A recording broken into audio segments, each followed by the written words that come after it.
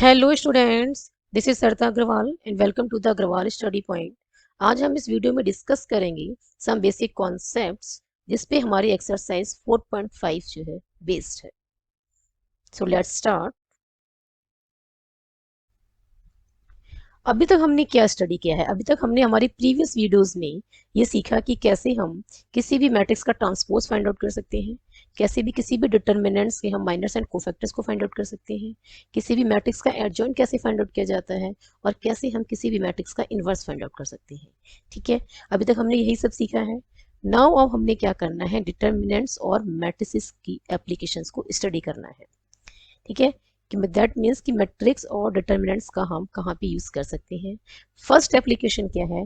To solve the system of linear equations in 2 और 3 variable. Okay, first application क्या कहती है कि to solve the system of linear equations in 2 और 3 variables. ये क्या है? These are the equations in 2 variables and these are the linear equations in 3 variables. System क्यों बोला है? When we have more than one linear equations. ठीक है, यहाँ पे क्या है? More than one linear equations है, तो इसे क्या कहेंगे? System of linear equations in 2 variable. यहाँ पे क्या है? यहाँ पे भी मोर देन वन इक्वेशंस हैं, तो यहाँ पे कितनी है? 3 इक्वेशंस हैं, तो इसे क्या बोलेंगे?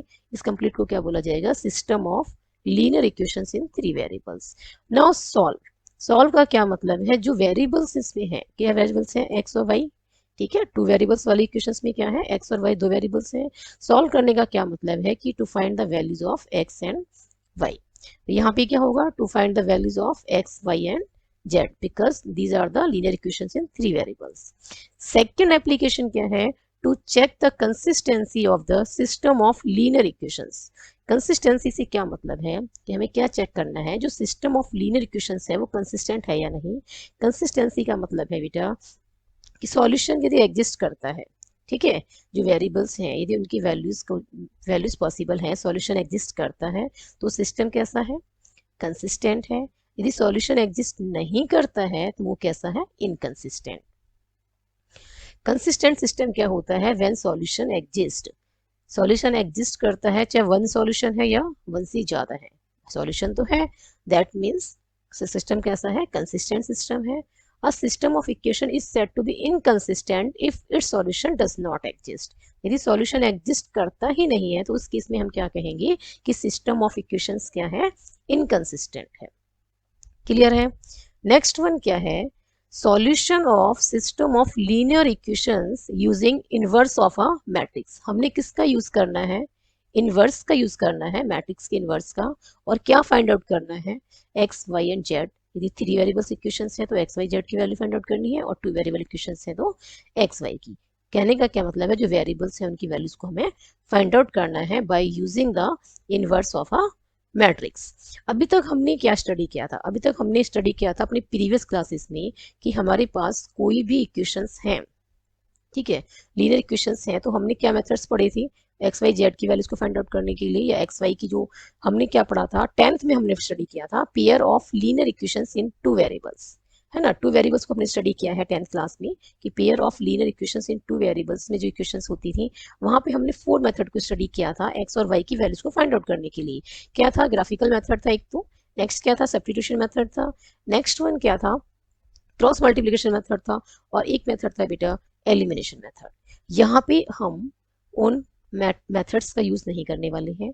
यहाँ पे हमने क्या किया है? क्लास 12th में हमने स्टडी किया है मैट्रिक्स और डिटर्मिनेंट्स, और उसी की हेल्प से हम क्या करने वाले हैं? अपनी वेरिएबल्स की वैल्यूज को फाइंड आउट करने वाले हैं।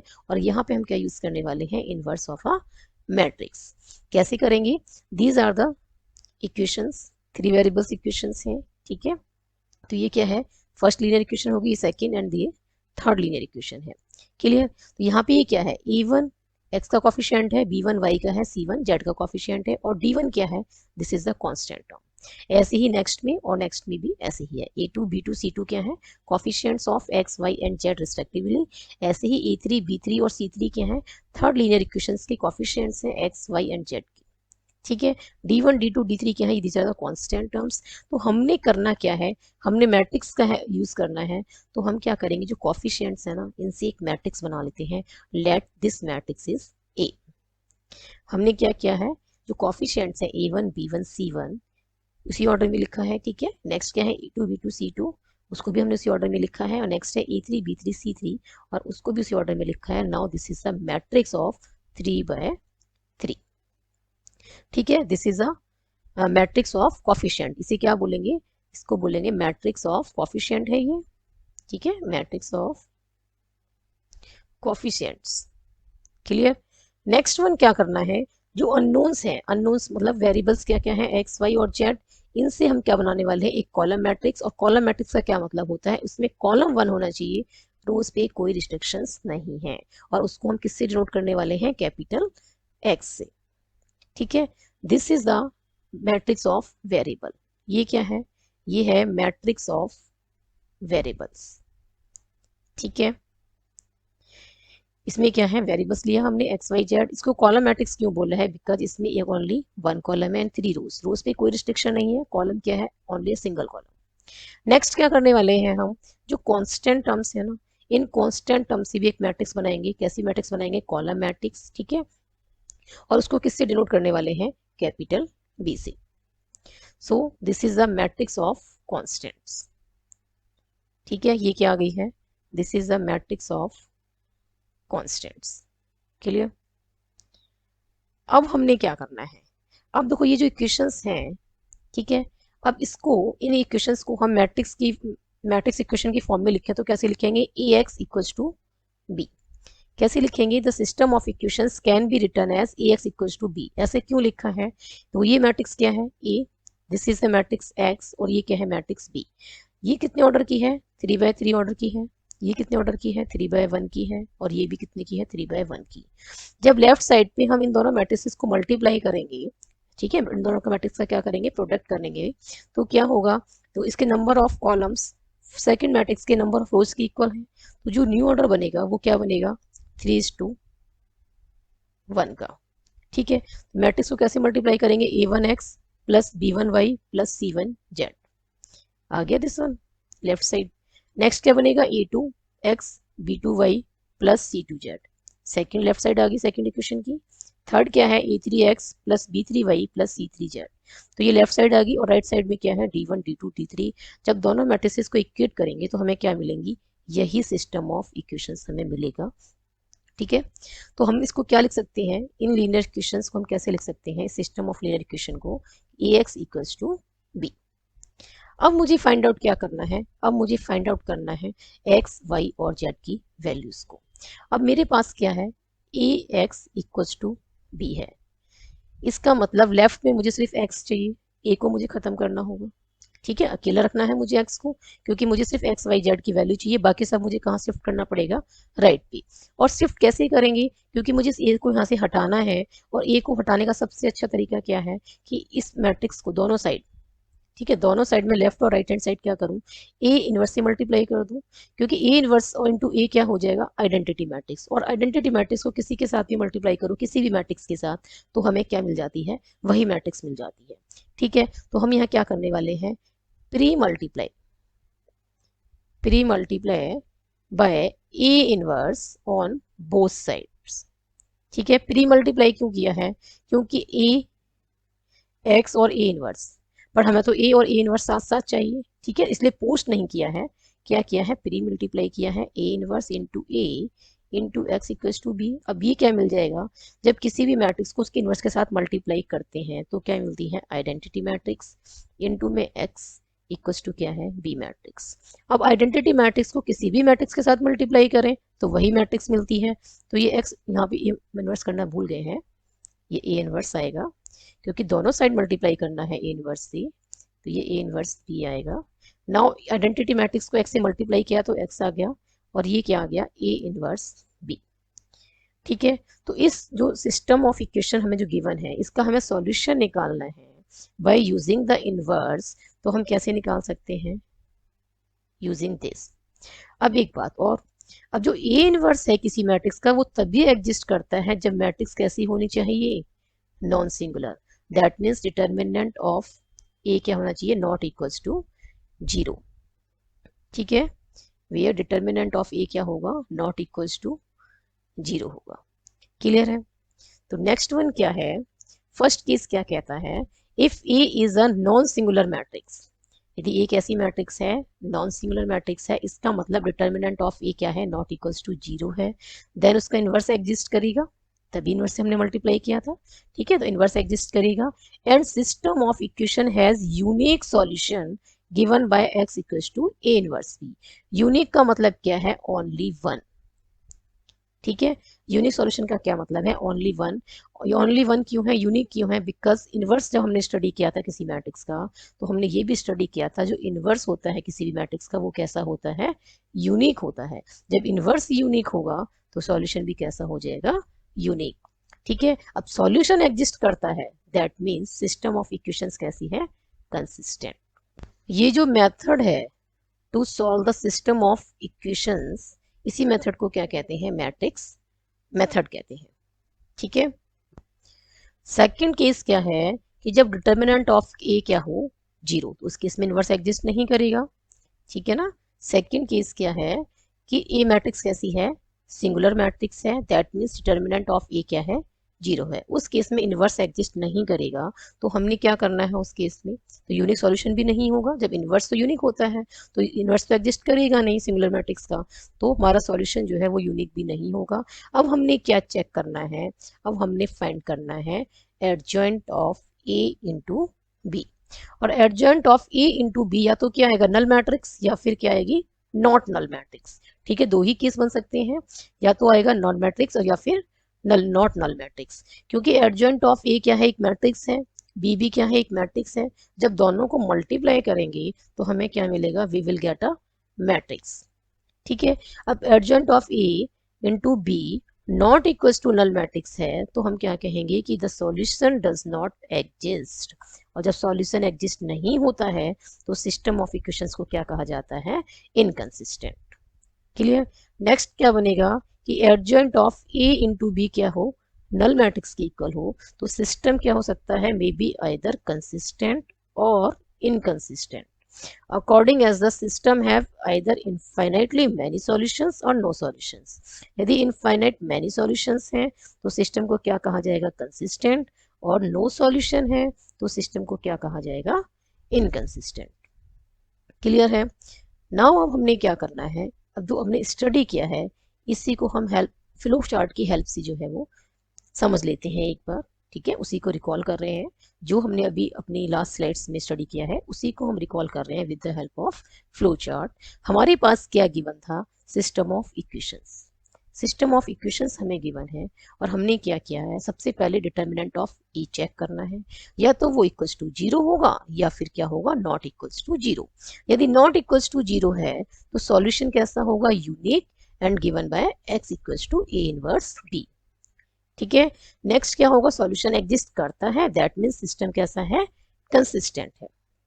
और हमारा जो सिलेबस में है 12th के सिलेबस में सिर्फ इतना ही पोर्शन है, इनफाइनाइट मैनी सॉल्यूशंस हमारे सिलेबस में नहीं है, सिर्फ हमारे सिलेबस में क्या है, यूनिक सॉल्यूशंस, कि हमने क्या करना है, हमें system of linear equations given होंगी और हमें फाइंड आउट करना है उनका यूनिक सॉल्यूशन, तो सिर्फ ये वाला पार्ट जो है सॉल्यूशन का वो आपके सिलेबस में है।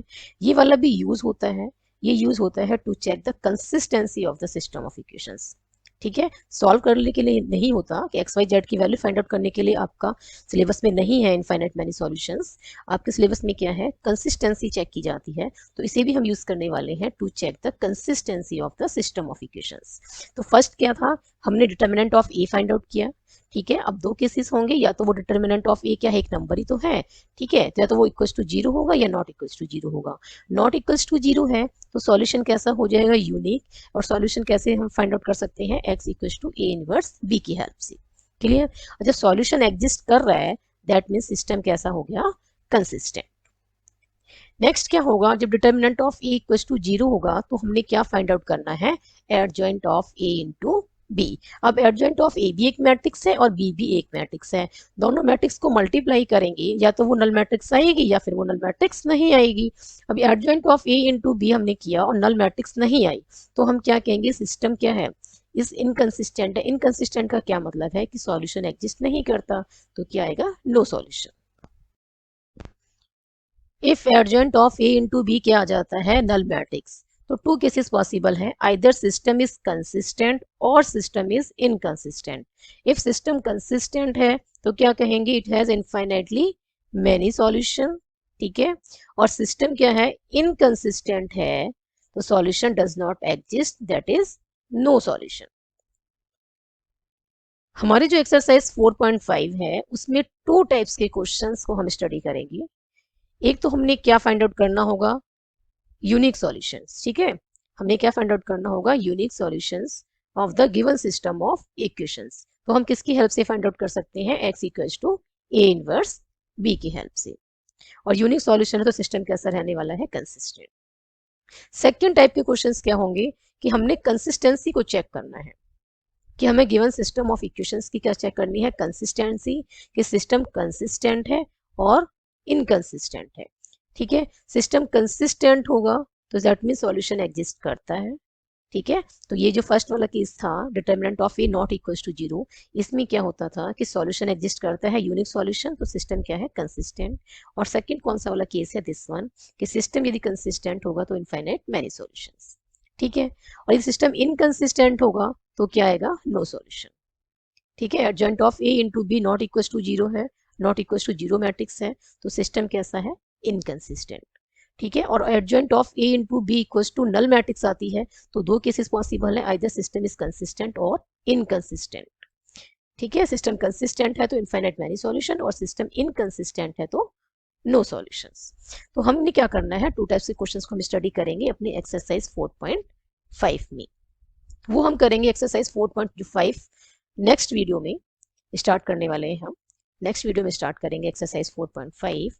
बट अब इसी वीडियो में हम जो हमने कॉन्सेप्ट को स्टडी किया है, इससे रिलेटेड हम 2 या 3 क्वेश्चंस जो हैं वो हम यहाँ पे सॉल्व कर लेते हैं एग्जाम्पल्स को।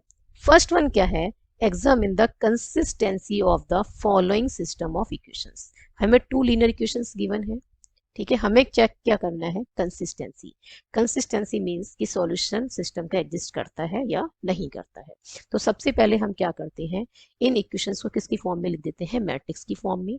तो लेट ए क्या है, कोफिशिएंट मैट्रिक्स, ठीक है। तो फर्स्ट कोफिशिएंट क्या है, x का 2 है, y का कोफिशिएंट क्या है, 6 है।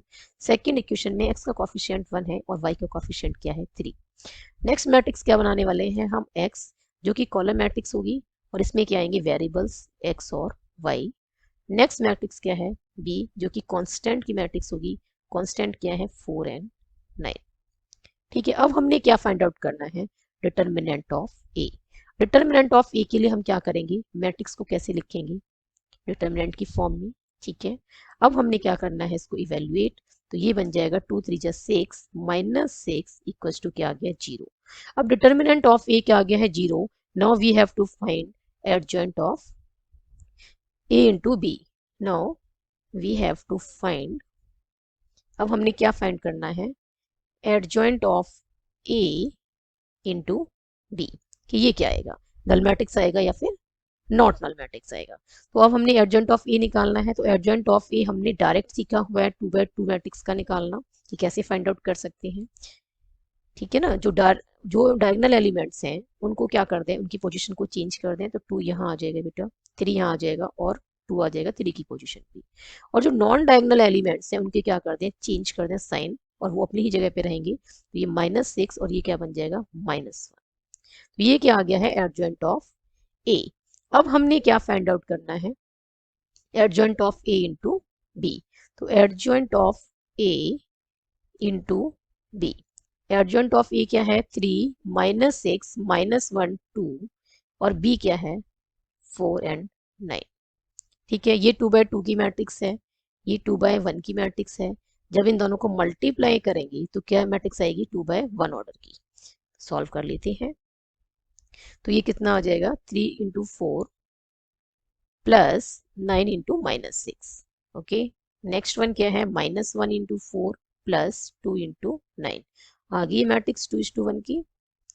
और ये सॉल्व करके क्या आ रही है बेटा, ये 12 - 9 6 54, ठीक है। नेक्स्ट क्या है, -4 + 18। अब इसको हम क्या कर देते हैं, एलिमेंट्स को सॉल्व करके लिख देते हैं। ये आ गया -42 और this is plus 14 which is not equals to null matrix. Null matrix के इक्वल नहीं है क्योंकि इसके दोनों एलिमेंट्स क्या हैं, वो जीरो नहीं है। तो this matrix is adjoint of A into B क्या आ गया है, not equals to null matrix. तो क्या होगा, जब not equals to null matrix है तो सिस्टम कैसा हो जाएगा, इनकंसिस्टेंट। सिस्टम कैसा हो गया, इनकंसिस्टेंट। इसका मतलब नो सॉल्यूशन। ठीक है ना, हमने ये चेक करना था कंसिस्टेंसी, और सिस्टम क्या आ गया है, इनकंसिस्टेंट। सेकेंड एग्जांपल में हमें क्या करना है, solve the following system of equations. हमें क्या गिवन है, 3 लीनियर इक्वेशंस हमें गिवन है। Now we have to find the value of variable x Y and z. सबसे पहले हमने क्या करना है, लेट करना है मैट्रिक्स ई, और मैट्रिक्स ई कैसी है, कोफिशिएंट्स जो है एक्स वाई जेड की, उससे हम क्या बनाएंगे, मैट्रिक्स ई। तो ये मैट्रिक्स क्या बनने वाली है, इसके जो एलिमेंट्स हैं वो पहले रो में क्या होंगी, 2, 8 and 5। This is the coefficient of x, this is the 8 coefficient किसका है, वाई का, और 5 किसका कोफिशिएंट है, वेरिएबल जेड का। नेक्स्ट रो क्या होगी, एक्स का कोफिशिएंट कितना है 1, वाई का भी कितना है 1, और जेड का भी कितना है 1। नेक्स्ट क्या है, एक्स का कोफिशिएंट है 1, वाई का है 2, और जेड का कोफिशिएंट कितना है -1। विथ साइन लेना है, ठीक है, ये +5 था +8 था तो प्लस साइन नहीं लगाया है, बाय डिफॉल्ट प्लस होता है। यदि माइनस है तो माइनस आपको यूज करना होगा, -1। नाउ एक्स मैट्रिक्स क्या होने वाली है, जो वेरिएबल से बनेगी। वेरिएबल्स क्या है यहाँ पे, एक्स वाई जेड, तो हमने क्या लिया, एक्स वाई एंड जेड। ठीक है, ये कैपिटल एक्स है। मैट्रिक्स को किससे डिनोट करते हैं, कैपिटल लेटर से। जो मैट्रिक्स के एलिमेंट्स हैं उनको किससे डिनोट करेंगे, स्मॉल लेटर से। ठीक है, नेक्स्ट वन क्या है, मैट्रिक्स बी, और मैट्रिक्स बी क्या है, जो कांस्टेंट से बनेगी कॉलम मैट्रिक्स, 5 -2 एंड 2। क्या एलिमेंट्स हैं, 5 -2 and 2। This is the column matrix B. अब फर्स्ट स्टेप क्या होगा, हमने क्या फाइंड आउट करना है, determinant of A. Determinant of A को हमने क्या करना है, फाइंड करना है, चेक करना है कि वो इक्वल्स टू 0 आता है या फिर नॉट इक्वल्स टू 0 आता है। ठीक है, अब क्या करना है, ये हमें पता है, ये प्लस, ये माइनस, और दिस इज प्लस। यदि मैं किससे एक्सपेंड कर रही हूँ, bye R1, expand bye R1। ठीक है, R1 से हम एक्सपेंड कर रहे हैं तो डिटर्मिनेंट ऑफ ए क्या आएगा, पहला क्या है, +2, प्लस सिंबल है, और 2। ठीक है, नाउ इसमें ये एलिमेंट किसमें है, फर्स्ट रो फर्स्ट कॉलम में है, तो ये डिलीट हो जाएगा, and this one, this column delete, क्या बचेगा, दिस वन। तो 1 इंटू -1 क्या आ जाएगा, -1, फिर -2 इंटू 1 इज 2। नेक्स्ट क्या आएगा, माइनस साइन, और सेकेंड एलिमेंट क्या है, फर्स्ट रो का 8 है, दिस वन। अब सेकेंड कॉलम डिलीट हो जाएगा और फर्स्ट रो, ठीक है, जिसमें ये 8 प्रेजेंट है, उस रो और कॉलम को क्या कर देना है, डिलीट कर देना है। 1 इंटू -1 क्या आ जाएगा, -1, फिर माइनस, और 1 इंटू 1 क्या आ जाएगा, 1। नेक्स्ट एलिमेंट क्या आएगा, पहले प्लस आएगा, ठीक है, दिस सिंबल, फिर एलिमेंट आएगा फर्स्ट रो का, थर्ड एलिमेंट क्या है, 5, और फिर किससे मल्टीप्लाई करना है, इसके माइनर से, तो ये वाली रो डिलीट और ये वाला कॉलम डिलीट। 1 इंटू 2 क्या होने वाला है, 2, माइनस 1 इंटू 1 क्या रहेगा, 1। ठीक है, अब क्या आएगा बेटा, 2 इंटू -3, -8, -1 इज -2, प्लस 5 इंटू 1। ये सॉल्व करके आ जाएगा -6 प्लस 16 प्लस 5। क्लियर है, 21 -6 करेंगे तो कितना आ जाएगा, 15, which is not equals to 0। इसका मतलब क्या है, इस system is consistent and has a unique solution, and has a unique solution which is given by x equals to a inverse b। अब मुझे क्या चाहिए, a inverse b, और a inverse क्या होता है, adjoint of a divide by determinant of a। Determinant of a तो हमने पहले ही कैलकुलेट कर लिया है। ठीक है, अब हमने क्या निकालना है, एडजॉइंट ऑफ a। तो अब 3/3 मैट्रिक्स का हम डायरेक्ट नहीं निकाल रहे हैं, ठीक है, हमने किसका सीखा था डायरेक्ट निकालना 2/2 का। अब इसका हमने क्या करना होगा, एडजॉइंट ऑफ ए निकालने का क्या मतलब है कि एलिमेंट्स जो है ए के सभी एलिमेंट्स को उनके कोफैक्टर से रिप्लेस करना है, देन उस मैट्रिक्स का क्या करना है, ट्रांसपोज। तो पहले हम क्या निकाल देते हैं, सभी एलिमेंट्स के कोफैक्टर्स।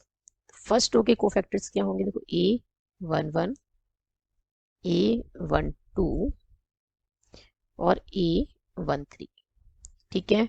नेक्स्ट रो के क्या होंगे, A21 A22 और A23। नेक्स्ट थर्ड रो के कोफैक्टर्स क्या होंगे, A31 A32 और A33। अब साइन कैसा आएगा, A11 है ना, तो एक कोई भी एलिमेंट है ith row and jth column में, उसका हम जब कोफैक्टर निकालते हैं तो कैसे निकालते हैं, -1 की power i plus J into में माइनर ऑफ दिस एलिमेंट्स जो ith रो और jth कॉलम में है, ठीक है, ऐसे ही निकालते हैं। तो -1 की पावर क्या है, i प्लस जे, तो ये क्या बताएगा कि साइन कौन सा आएगा, तो 1 1 है, i की वैल्यू भी 1 है, j की वैल्यू भी 1 है, तो -1 की पावर 1 + 1 करेंगे 2 हो जाएगी जो कि इवन है, तो यहाँ पे साइन क्या आएगा, प्लस का। नेक्स्ट में क्या होगा, 2 + 1, i की वैल्यू 2 है, j की वैल्यू 1 है, 2 + 1 3 विच इज ऑड, तो -1 की पावर ऑड है तो साइन क्या आएगा, माइनस का। आप इसे ऑल्टरनेट चला सकते हैं और कहीं भूल जाएं तो आप i और j की वैल्यू को ऐड करके देख सकते हैं कि -1 की पावर कितनी बन रही है, ठीक है, कि इवन बन रही है या फिर ऑड बन रही है। क्लियर है। अब हमने क्या करना है, अब हमने करना है माइनर से मल्टीप्लाई। तो फर्स्ट रो और फर्स्ट कॉलम में क्या एलिमेंट है, दिस वन, ठीक है, ये वाली रो डिलीट हो जाएगी और ये वाला कॉलम डिलीट हो जाएगा। क्या आएगा, 1 × -1 इज -1, फिर लगाएंगे माइनस, और 2 × 1 इज 2, तो ये क्या बन जाएगा बेटा, -3। नेक्स्ट क्या बन जाएगा, फर्स्ट और सेकंड कॉलम में क्या एलिमेंट है, 8, ये वाली रो डिलीट और ये वाला कॉलम डिलीट। 1 × -1 दैट इज -1, फिर माइनस यूज करेंगे, 1 × 1 इज 1, तो ये कितना आ जाएगा, -1 × -1 -2, -1 से मल्टीप्लाई है तो ये +2। नेक्स्ट क्या है, फर्स्ट और थर्ड कॉलम में क्या एलिमेंट है, 5, ये वाली रो डिलीट हो जाएगी, ये वाला कॉलम डिलीट हो जाएगा, तो 1 × 2 2, फिर क्या यूज करेंगे, -1 × 1 इज 1, तो ये कितना आ जाएगा, 2 - 1 इज 1 और +1 से मल्टीप्लाई है तो ये क्या रहेगा, +1। नेक्स्ट क्या है, सेकेंड रो में और फर्स्ट कॉलम में क्या एलिमेंट है, दिस वन, ठीक है, तो ये वाली रो डिलीट और ये वाला कॉलम डिलीट। 8 × -1 क्या आ जाएगा, -8, फिर क्या यूज करेंगे, माइनस, और 2 × 5 क्या आ जाएगा, 10, तो ये बनेगा -18, और बाहर -1 से मल्टीप्लाई है तो ये बन जाएगा +18। नेक्स्ट क्या है, सेकंड रो और सेकंड कॉलम में दिस एलिमेंट, तो ये रो डिलीट और ये वाला कॉलम डिलीट। 2 × -1 इज -2, फिर क्या यूज करेंगे, -1 × 5 इज 5, ये कितना बन जाएगा, -7, +1 से मल्टीप्लाई है तो ये रहेगा -7। नेक्स्ट वन क्या है, सेकंड और थर्ड कॉलम में क्या एलिमेंट है, दिस वन 1, ये वाली रो डिलीट और ये वाला कॉलम डिलीट। 2 × 2 4, -1 × 8 इज 8, ये कितना आ जाएगा, 4 - 8 इज -4, और बाहर किससे मल्टीप्लाई हो रहा है, -1 से, तो ये बन जाएगा +4। नेक्स्ट वन क्या है, थर्ड रो और फर्स्ट कॉलम में क्या एलिमेंट है, दिस वन, ये वाला कॉलम डिलीट और ये वाली रो डिलीट। 8 × 1 8, फिर माइनस लगाएंगे, 1 × 5 5, तो ये आ जाएगा 8 - 5 दैट इज 3। थर्ड रो और सेकंड कॉलम में क्या एलिमेंट है, दिस वन, तो ये वाली रो डिलीट और ये वाला कॉलम डिलीट। 2 × 1 = 2 है ना, 2 × 1 करेंगे तो क्या आएगा, 2, फिर -1 × 5 इज 5, 2 - 5 कितना हो जाएगा, -3, और -1 से मल्टीप्लाई है तो ये बन जाएगा +3। नेक्स्ट एलिमेंट क्या है, A33, A33 में क्या है बेटा, -1 है, ठीक है, थर्ड रो और थर्ड कॉलम में क्या एलिमेंट है, -1, तो ये वाली रो डिलीट और ये वाला कॉलम डिलीट। 2 × 1 = 2, 2 × 1 आ गया 2, -1 × 8 इज 8, तो ये सॉल्व करके क्या आएगा, -6, +1 से मल्टीप्लाई है तो ये रहने वाला है -6। अब हमारे पास क्या आ गया, एडजॉइंट ऑफ ए क्या आ गया है, एडजॉइंट ऑफ ए जो है वो क्या है, जो कोफैक्टर वाली मैट्रिक्स आएगी उसको क्या करना है, ट्रांसपोज, तो ये क्या आ जाएगा, -3 2 1 18 -7 4 3 3 और ये आ गया -6। और इसका क्या करना है, ट्रांसपोज। हमने मैट्रिक्स ए के सभी एलिमेंट्स को उनके कोफैक्टर से रिप्लेस कर दिया है। नाउ हम क्या कर रहे हैं, ट्रांसपोज कर रहे हैं। ट्रांसपोज करने का क्या तरीका है बेटा कि इंटरचेंज कर दें रोज एंड कॉलम्स को। फर्स्ट रो को उठा के क्या बना दें, फर्स्ट कॉलम। सेकंड रो को उठा के क्या बना दें, सेकंड कॉलम। और थर्ड रो को क्या उठा के क्या बनाना है, थर्ड कॉलम। अब हमारे पास क्या आ गया है, एडजॉइंट ऑफ ए। और ए इनवर्स क्या होता है, ए इनवर्स होता है adjoint of A divide by determinant of A. तो डिटर्मिनेंट ऑफ ए कितना है, 15, तो ये आ जाएगा दिस वन। और एडजॉइंट ऑफ ए क्या है, दिस वन। अब हमारे पास ए इनवर्स भी आ गया। सॉल्यूशन कैसा है, गिवन सिस्टम ऑफ इक्वेशन का यूनिक है। तो अब हमने कैसे निकालना है, तो हमने क्या करना है, x equals to A inverse B. अब हमने क्या यूज करना है, x equals to A inverse B. तो पहले हम क्या करते हैं, ए इनवर्स की वैल्यू पुट कर लेते हैं और मैट्रिक्स बी की वैल्यू को पुट कर लेते हैं। अब हमने ए इनवर्स की वैल्यू पुट कर दी है, ठीक है, मैट्रिक्स बी की वैल्यू पुट कर दी है, और लेफ्ट हैंड साइड में जो मैट्रिक्स एक्स है वो हमने पुट कर दी है, ठीक है। अब हमने क्या करना है, लेफ्ट हैंड साइड में ये मैट्रिक्स रहेगी, कॉलम मैट्रिक्स, जिसमें कितने एलिमेंट्स हैं, 3 एलिमेंट्स हैं, ठीक है। नाउ राइट हैंड साइड पे हमने क्या करना है, दोनों मैट्रिक्स को मल्टीप्लाई, ठीक है। तो पहले फर्स्ट रो किससे मल्टीप्लाई होगी, सेकेंड मैट्रिक्स में एक ही कॉलम है, इसी कॉलम के साथ मल्टीप्लाई होगी। तो -3 × 5 plus 18 × -2 plus 3 × 2। First element first के साथ मल्टीप्लाई हो रहा है, सेकंड सेकंड के साथ, और थर्ड थर्ड के साथ, ठीक है। तीनों को मल्टीप्लाई करके फिर करना है ऐड। नेक्स्ट क्या है, 2 × 5 प्लस -7 × -2 प्लस 3 × 2। नेक्स्ट एलिमेंट क्या बनेगा, थर्ड रो को जो सेकंड मैट्रिक्स का कॉलम है उसके साथ मल्टीप्लाई करना है। तो 1 × 5 प्लस 4 × -2 प्लस -6 × -2। ओके, अब हमने क्या करना है, -6 × 2 है, नॉट -2, दिस वन। -6 को किससे मल्टीप्लाई करना है, 2 के साथ। अब लेफ्ट हैंड साइड पे क्या मैट्रिक्स है, दिस वन। और राइट हैंड साइड पे इसको हम फर्दर सॉल्व कर लेते हैं।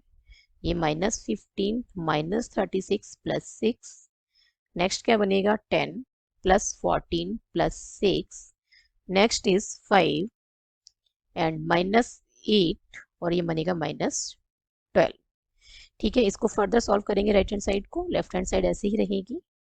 और राइट हैंड साइड सॉल्व करके क्या आ जाएगा बेटा, ये बन जाएगा माइनस का 45, दिस इज 30, और नाउ ये बनेगा -15। अब हमने क्या करना है, लेफ्ट हैंड साइड फिर से यही रहने वाली है, और राइट हैंड साइड में क्या करना है, सभी एलिमेंट्स को, मैट्रिक्स के अंदर कितने एलिमेंट्स हैं, 3 एलिमेंट्स, इन सभी एलिमेंट्स को 15 से क्या करना है, डिवाइड। तो ये -3, ये 2, और ये क्या आ जाएगा, -1। अब दोनों ही मैट्रिक्स किसकी हैं, सेम ऑर्डर की हैं, ये भी 3/1 की है और ये भी 3/1 की है। दोनों मैट्रिक्स सेम ऑर्डर की है, दोनों क्या है, इक्वल है। तो कॉरस्पॉन्डिंग एलिमेंट्स को क्या कर दें, इक्वेट। तो यहाँ से हमें क्या मिल जाएगा, x equals to -3, y equals to 2, और z की वैल्यू क्या आ जाएगी, -1। So this is the solution of example number 2. I hope this solution is clear to you. And जो हमने स्टडी किया है इस वीडियो में, all these concepts are clear to you. If you have any doubt, then write in the comment section. यदि video पसंद आई हो तो like this video and share this video. और नेक्स्ट एक्सरसाइज जो 4.5 है उसके क्वेश्चंस को हम सॉल्व करेंगे अपनी नेक्स्ट वीडियो में। Till then keep studying and keep watching, and subscribe my YouTube channel Agrawal Study.